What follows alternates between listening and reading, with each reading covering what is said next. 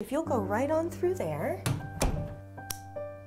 From her early days in high school, still photography has captivated Whitney Seleski. There's nothing else to tear you away from the face. Looking through her lens, she focuses on capturing the emotion. Your eye is going to take a journey around the picture. I want to be able to capture what their true story is without them having to say anything. In late 2014, Whitney started what she called the Stanley Sessions. She named this after her father, Stanley Sessions. He was a baseball scout for the San Francisco Giants. Stanley loved baseball, grew up playing the game. Played in the minors as well for the New York Yankees. Then, in the late 70s, at age 23, he became the youngest scout in baseball. He was gone probably 80 to 90% of the time. Whitney and her mother lived in Oakwood, and Stanley would always call home to check in.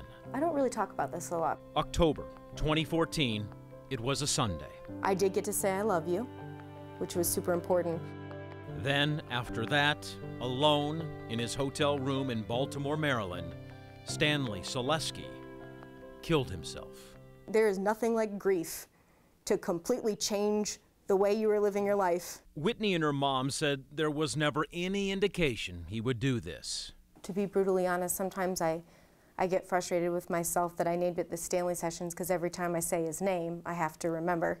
Amid the personal devastation, you got a nice shadow going behind you. This started a new journey for Whitney. Stanley Sessions is a place where people can talk about suicide and see how suicide affects their lives. I was going to take my life on March 29th, 2016, and I tried to push my family away. Erin Seitz said either the pain was going to kill her or she was going to make it stop. Beautiful. And then there is Carol Greastorn. And he went out and bought a rope and he hung himself. She lost her brother Randy in 2012. If I can do that and share my story and help them keep the light, then that's what I'm going to do. That's what I want these pictures to show. That's why I brought the candle. The Stanley Sessions Project is something Carol and Erin are grateful to be a part of. Beautiful.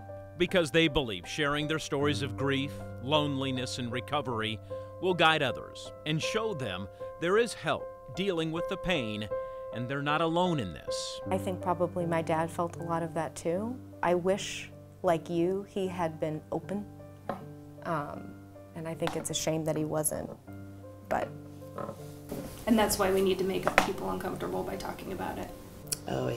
I really like that. Suicide is a topic far too many people find too difficult to talk about publicly. I feel like it's important that we need to keep going, even though we've lost someone. During this photo session, it was almost as though it was therapeutic for Erin, Carol, and Whitney. Some days it's to keep his memory alive. Some days I feel like I don't feel anything at all. Some days are crying days. Some days are anger days. And when Erin was contemplating suicide, she said her husband, Sean, went through hell with her. He learned what he needed to do to bring me back from that place, and he did it time after time after time, and he never gave up. And I don't know how he did it. But with help, the Seitz family got through it together. And Erin says she is getting healthier every day. There's hope. Recovery is possible. Getting better is possible. Whitney's goal is to share the stories of 50 people impacted by suicide. Oh, wait, hold on. Beautiful. Perfect.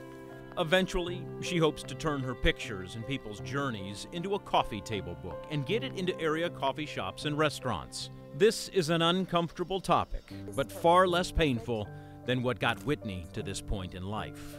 Losing your dad, losing an important figure in your life who you looked up to, who you thought would not leave. It took her dad leaving for Whitney to find such a powerful way to make a difference and make her dad proud. James Brown, News Center 7.